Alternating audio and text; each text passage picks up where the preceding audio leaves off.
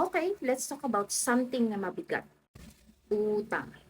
Ayoko sanang pag-usapan kasi, Lord, pwede bang ibang topic na lang? But seriously, what if currently may utang ka? What if may bills ka na hindi mo alam kung saan mo hahanapin yung pambayad? And what if every time may maningil sa'yo, gusto mo na lang mag-airplane mode? Ngayon, what if yung utang mo, hindi yan yung identity mo? I'm saying this as someone na nagbabayad din ng utang right now. Hindi rin ako nandito para sabihin na, guys, financially free na ako. Hindi pa. I'm still in the journey. But I want to share what God has been teaching me while I'm walking through it.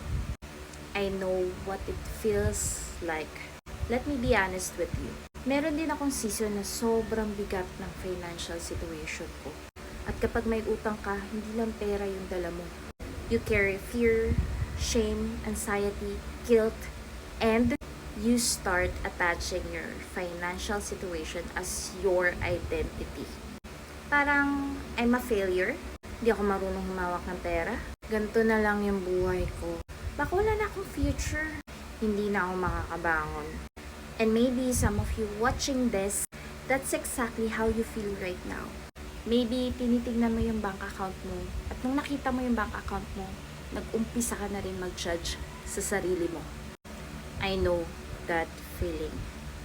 But God started to teach me something. Habang binabayaran ko yung mga utang ko, God was not saying, you're a failure because you're in debt.